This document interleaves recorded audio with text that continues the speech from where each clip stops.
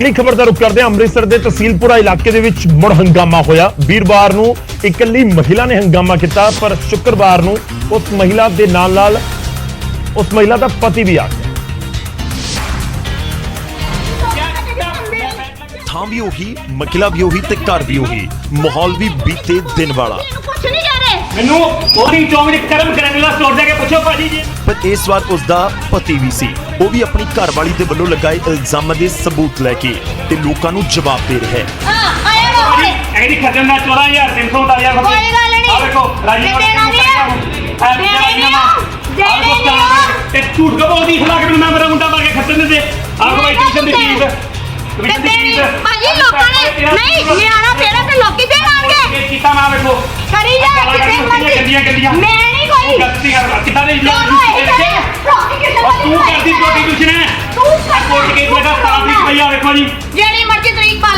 दस दिए कि बीते दिन इस महिला ने इसे घर के बाहर आके पुलिस सामने खूब हंगामा किया ते अपने पति के उत्ते दूजी महिला दे नाल रिश्ता बनाउण दे इल्जाम लगाए सन।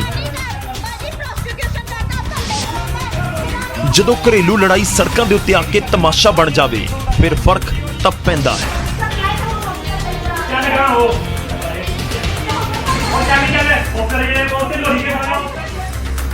खैर किसी के परिवार दे विच कोई झगड़ा होवे, आम तौर ते कहा जाता है कि ढके हुए ढोल ही ठीक होंदे ने। जदों परिवार का झगड़ा सड़क के उत्ते आ जाता है तो बदनामी वखरी ते मामला बिगड़दा जो अलग ही लैवल ते पहुंच जाता है वो वखरा। खैर जदों किसी के घर दे विच अजिही कोई दिक्कत हो जाए उस नाल फर्क तब पैंदा है। अगली खबर का रुख करते हैं। आम आदमी पार्टी के विधायक पठान माजरा की दूजी पत्नी नूं राहत मिली है अदालत ਤੋਂ, जहां गुरप्रीत कौर नूं हाई कोर्ट तो अगाऊ जमानत मिल चुकी है। हाई कोर्ट ने 21 सितंबर तक गिरफ्तारी के उत्ते रोक लगा दी है। पठान माजरा ने पुलिस दे विच केस दर्ज करवाया सी। IT एक्ट के तहत यह परचा दर्ज करवाया गया सी ते इल्जाम लगाए गए सन कि कुछ वीडियोज कथित तौर के उत्ते वायरल कर दित्तियां गईयां ते उसकी वजह दे नाल पठान माजरा के अक्स नूं नुकसान पहुंचे ते मुद्दा बना के अदालत का रुख किया गया। केस दर्ज हो गया तो उस तो बाद अदालत का रुख किया पठान माजरा की दूजी पत्नी ने ते फिलहाल उन्होंने उत्थों राहत मिली।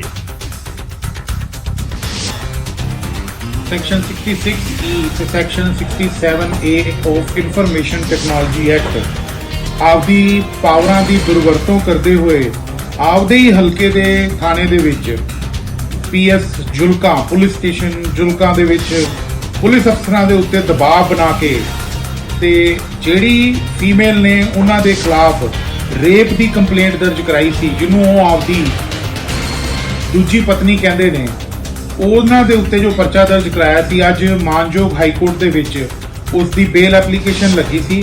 ਮਾਨਯੋਗ ਹਾਈ ਕੋਰਟ ਨੇ ਇੰਟਰਮ ਬੇਲ, ਜਿਹਨੂੰ ਕਿ ਅਸੀਂ ਅਗਾਊਂ ਜ਼ਮਾਨਤ ਕਹਿੰਦੇ ਆ, ਉਹ ਜ਼ਮਾਨਤ ਜਿਹੜੀ ਹੈ ਅੱਜ।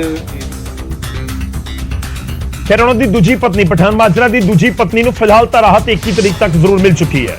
उधर आम आदमी पार्टी की सरकार के वन विधायक वन पेंशन एक्ट को हाई कोर्ट के चुनौती दी गई है, जिसको लैके हाई कोर्ट ने पंजाब सरकार को नोटिस जारी कर दिया। ते 6 साबका विधायकों ने वन विधायक वन पेंशन के खिलाफ पटीशन पाई है। साबका कांग्रेसी विधायक राकेश पांडे सने सोहन सिंह ठंडल, मोहन लाल, गुरविंदर अटवाल, लाल सिंह और सरवण सिंह ने इस एक्ट के विरोध में हाई कोर्ट का बूहा खड़काया। पटीशन के मंग की गई है कि यह एक्ट पुराने नहीं सगों नवे विधायकों के उत्ते लागू होना चाहिए। साडी जिहड़ी गुहार हैगी है कचहरी मूहरे वो इन्नी हैगी है, जिहड़ी पुरानी राइट अक्रू हो रखी है उन्होंने तुसी नई अमेंडमेंट तो चेंज नहीं कर सकते, जिहदे नाल किसी पुरानी पार्टी नूं जिहड़ी राइट मिली हुई है उहदे नाल कोई नुकसान है। जे गवर्नमेंट ਨੂੰ ਇਸ ਸਟੈਪ ਕੋ ਲੈਣਾ ਨਹੀਂ ਚਾਹੀਦਾ, ਜੇ ਲਿੱਤਾ ਵੀ ਉਹਨਾਂ ਨੇ ਤਾਂ ਉਹ ਆਪਣੀ ਟਰਮ ਤੋਂ ਲਾਗੂ ਕਰਨ, ਪੁਰਾਣਿਆਂ ਉੱਤੇ ਕੋਈ ਲਾਗੂ ਨਹੀਂ ਹੁੰਦਾ ਹੈਗਾ।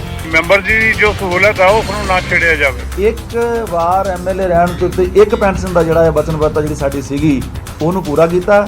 ਹਾਂ ਕੋਰਟ 'ਚ ਮੈਟਰ ਆ, ਮੈਂ ਉਹਦੇ ਉੱਤੇ ਤਾਂ ਕੋਈ ਮਤਲਬ ਟਿੱਪਣੀ ਨਹੀਂ ਕਰਾਂਗਾ। ਖਜ਼ਾਨੇ ਦੀ ਵੱਡੀ ਲੁੱਟ ਆ, ਇਹ ਤੇ ਜਿਹੜਾ ਪਾਬੰਦੀ ਲੱਗਣੀ ਚਾਹੀਦੀ ਆ। 6 ਵਿਧਾਇਕਾਂ ਦੀ ਪਟੀਸ਼ਨ ਤੋਂ ਬਾਅਦ ਹਾਈ ਕੋਰਟ ਪੰਜਾਬ ਸਰਕਾਰ ਨੂੰ ਨੋਟਿਸ ਜਾਰੀ ਕਰਕੇ ਜਵਾਬ ਮੰਗ ਰਹੀ ਹੈ। ਦੱਸ ਦਈਏ ਕਿ ਜਦੋਂ ਆਮ ਆਦਮੀ ਪਾਰਟੀ ਸੱਤਾ ਦੇ ਵਿੱਚ ਆਈ ਤਾਂ ਆਉਂਦਿਆਂ ਹੀ ਉਹਨਾਂ ਨੇ 1 MLA 1 pension act Vidhan Sabha ਦੇ ਵਿੱਚ ਲਿਆਂਦਾ ਸੀ। ਹੁਣ ਹਾਈ ਕੋਰਟ ਦੇ ਵਿੱਚ ਕੀ ਫੈਸਲਾ ਹੁੰਦਾ ਉਸ ਦੇ ਉੱਤੇ ਸਭ ਦੀ ਨਜ਼ਰ ਰਹੇਗੀ, ਪਰ ਜਦੋਂ ਇੱਕ ਤੋਂ ਵੱਧ ਪੈਨਸ਼ਨਾਂ ਨੂੰ ਲੈ ਕੇ ਲੋਕ ਸਵਾਲ ਚੁੱਕ ਰਹੇ ਸੀ, ਇਸ ਵਿਚਾਲੇ 1 ਵਿਧਾਇਕ 1 ਪੈਨਸ਼ਨ ਵਾਲਾ ਐਕਟ ਆ ਗਿਆ। ਕਹਿੰਦੇ ਹੁਣ ਵਿਧਾਇਕਾਂ ਨੂੰ ਪੂਰੀ ਪੈਨਸ਼ਨ ਚਾਹੀਦੀ ਹੈ, ਜਿੰਨੀ ਵਾਰ ਵਿਧਾਇਕ ਬਣੇ ਨੇ ਉਨੇ ਵਾਰ ਦੀ ਪੈਨਸ਼ਨ ਚਾਹੀਦੀ ਹੈ। ਖੈਰ ਜਦੋਂ ਅਜਿਹੀ ਮੰਗ ਲੈ ਕੇ ਹਾਈ ਕੋਰਟ ਵਿਧਾਇਕ ਪਹੁੰਚਣ ਫਿਰ ਫਰਕ ਤਾਂ ਪੈਂਦਾ ਹੈ। ਉਧਰ ਉਜ਼ਬੇਕਿਸਤਾਨ ਦੇ ਸਮਰਕੰਦ ਦੇ ਵਿੱਚ ਐਸਸੀਓ ਦੀ ਮੀਟਿੰਗ ਜਾਰੀ ਹੈ। ਪ੍ਰਧਾਨ ਮੰਤਰੀ ਨਰਿੰਦਰ ਮੋਦੀ ਅਤੇ ਰੂਸ ਦੇ ਰਾਸ਼ਟਰਪਤੀ ਵਲਾਦੀਮੀਰ ਪੁਤਿਨ ਦੇ ਵਿਚਾਲੇ ਮੁਲਾਕਾਤ। ਦੋਨਾਂ ਦੇ ਵਿਚਾਲੇ ਤਕਰੀਬਨ 50 ਮਿੰਟ ਤੱਕ ਗੱਲਬਾਤ ਹੋਈ। ਫਰਵਰੀ 'ਚ ਯੂਕਰੇਨ 'ਚ ਜੰਗ ਸ਼ੁਰੂ ਹੋਣ ਤੋਂ ਬਾਅਦ ਦੋਵੇਂ ਆਗੂਆਂ ਦੇ ਵਿਚਾਲੇ ਇਹ ਪਹਿਲੀ ਮੁਲਾਕਾਤ ਹੈ। ਭਾਰਤ ਨੇ ਯੂਕਰੇਨ ਦੇ ਉੱਤੇ ਹਮਲੇ ਦੇ ਲਈ ਹੁਣ ਤੱਕ ਰੂਸ ਦੀ ਆਲੋਚਨਾ ਨਹੀਂ ਕੀਤੀ ਹੈ।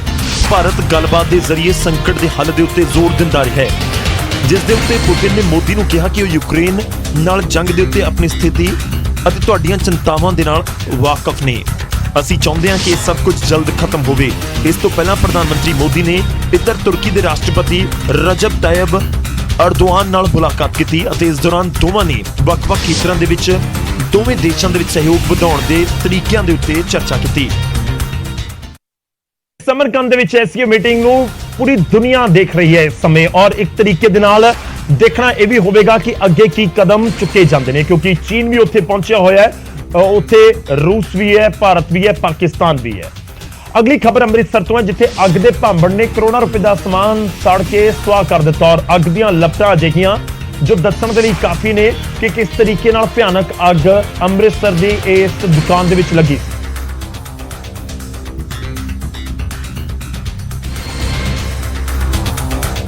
ਤੇ ਇਹ ਅੱਗ ਲੱਗੀ ਸੀ ਇੱਕ ਇਲੈਕਟ੍ਰੋਨਿਕਸ ਦੀ ਦੁਕਾਨ ਦੇ ਵਿੱਚ ਤੇ ਅੱਗ ਦੀਆਂ ਤਸਵੀਰਾਂ ਬਿਆਨ ਕਰ ਰਹੀਆਂ ਨੇ ਕਿ ਅੱਗ ਦੇ ਭਾਂਬੜ ਨੇ ਪਿੱਛੇ ਛੱਡਿਆ ਕੁਝ ਵੀ ਨਹੀਂ ਹੋਣਾ। ਪੀੜਤਾਂ ਦੇ ਮੁਤਾਬਕ ਬਾਜ਼ਾਰ ਵਾਲੇ ਪਾਸੇ ਦੁਕਾਨ ਸੀ ਅਤੇ ਪਿੱਛੇ ਇੱਕ ਵੱਡਾ ਗੋਦਾਮ ਸੀ। ਅੱਗ ਰਾਤ ਦੇ ਸਮੇਂ ਲੱਗੀ, ਸ਼ਾਰਟ ਸਰਕਟ ਨੂੰ ਵਜ੍ਹਾ ਦੱਸਿਆ ਜਾ ਰਿਹਾ ਹੈ ਤੇ ਨੁਕਸਾਨ ਕਰੋੜਾਂ ਰੁਪਏ ਦੇ ਵਿੱਚ ਹੋਇਆ ਹੈ। ਇਲੈਕਟ੍ਰੋਨਿਕ ਦਾ ਗਡਾਊਨ ਹੈ ਪਿੱਛੇ ਸ਼ੋਰੂਮ ਅੱਗੇ। ਸਰ ਕਿੰਨਾ ਕੁ ਨੁਕਸਾਨ ਹੋ ਗਿਆ ਸੀ? ਲਗਭਗ 9 ਕਰੋੜ ਦਾ ਮਾਲ ਹੈਗਾ। ਤੇ ਅੱਗ ਲੱਗਣ ਦੇ ਕਾਰਨ ਦਾ ਪਤਾ ਲੱਗਾ ਕਿਉਂ ਕਿੱਦਾਂ ਲੱਗੀ ਆ? ਸ਼ਾਰਟ ਸਰਕਟ ਹੋਇਆ। ਅੱਗ ਇੰਨੀ ਭਿਆਨਕ ਸੀ ਕਿ ਫਾਇਰ ਬ੍ਰਿਗੇਡ ਦੀਆਂ 5 ਗੱਡੀਆਂ ਨੂੰ ਕਈ ਘੰਟੇ ਲੱਗ ਗਏ ਅੱਗ ਦੇ ਉੱਤੇ ਕਾਬੂ ਪਾਉਣ ਦੇ ਵਿੱਚ।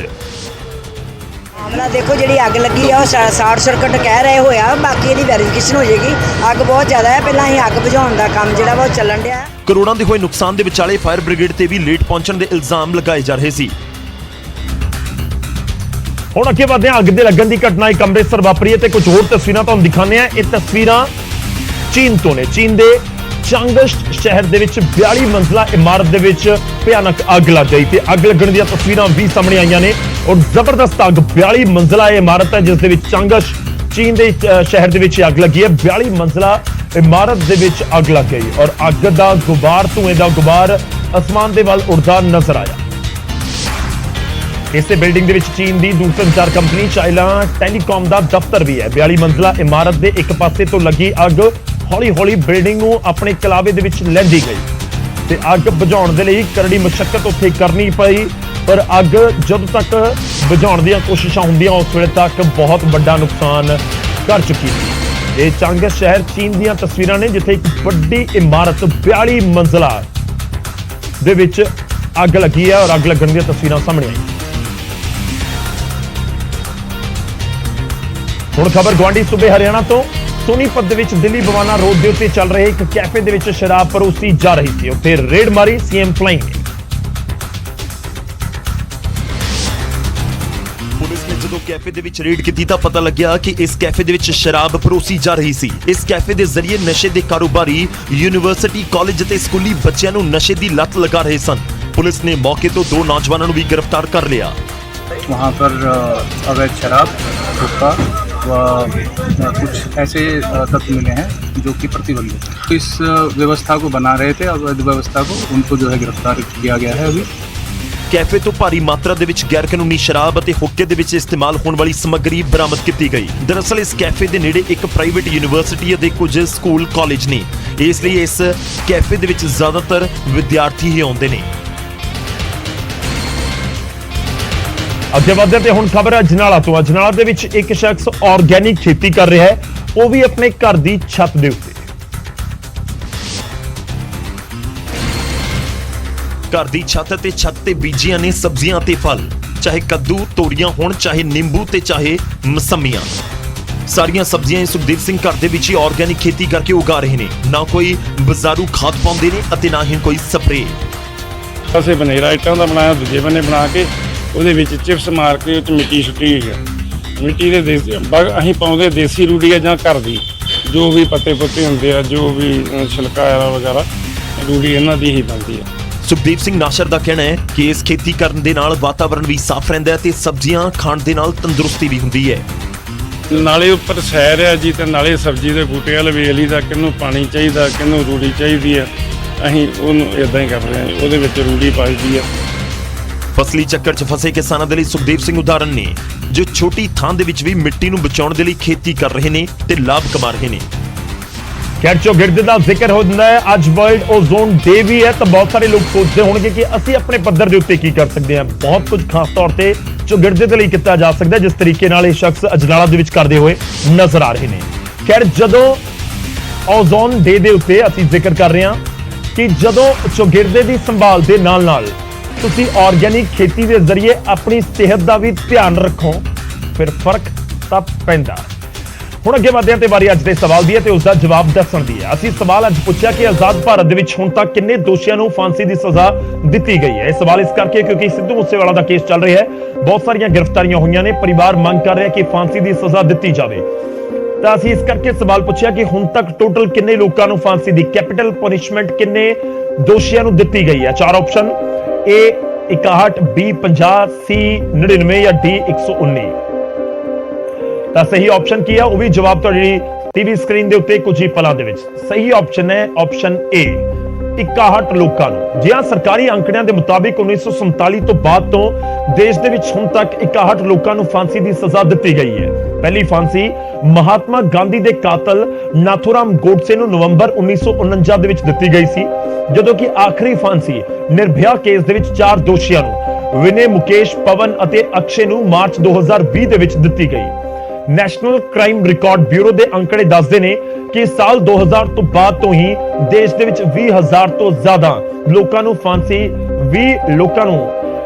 ਫਾਂਸੀ ਦੀ ਸਜ਼ਾ ਹੋਈ ਹੈ, ਜਿਨ੍ਹਾਂ ਦੇ ਵਿੱਚੋਂ ਜ਼ਿਆਦਾਤਰ ਦੀ ਸਜ਼ਾ ਉਮਰ ਕੈਦ ਦੇ ਵਿੱਚ ਤਬਦੀਲ ਕਰ ਦਿੱਤੀ ਗਈ। ਮੈਂ ਦੁਬਾਰਾ ਕਰੈਕਟ ਕਰ ਦਵਾਂ ਕਿ 2000 ਤੋਂ ਲੈ ਕੇ 2000 ਤੋਂ ਬਾਅਦ ਵਾਲੇ ਕੇਸਿਸ ਦੇ ਵਿੱਚ 20,000 ਤੋਂ ਜ਼ਿਆਦਾ ਲੋਕਾਂ ਨੂੰ ਫਾਂਸੀ ਦੀ ਸਜ਼ਾ ਅਦਾਲਤ ਨੇ ਸੁਣਾਈ ਹੈ, ਪਰ ਹੋਈ ਨਹੀਂ, ਜਿਨ੍ਹਾਂ ਦੇ ਵਿੱਚੋਂ ਜ਼ਿਆਦਾਤਰ ਦੀ ਸਜ਼ਾ ਉਮਰ ਕੈਦ ਦੇ ਵਿੱਚ ਤਬਦੀਲ ਕਰ ਦਿੱਤੀ ਗਈ ਤੇ ਸਿਰਫ 8 ਦੋਸ਼ੀਆਂ ਨੂੰ ਹੀ ਫਾਂਸੀ ਦੀ ਸਜ਼ਾ ਹੋਈ ਹੈ। ਤਾਂ ਟੋਟਲ ਆਜ਼ਾਦੀ ਤੋਂ ਲੈ ਕੇ ਹੁਣ ਤੱਕ 61 ਲੋਕਾਂ ਨੂੰ ਫਾਂਸੀ ਦੀ ਸਜ਼ਾ ਦਿੱਤੀ ਗਈ ਹੈ।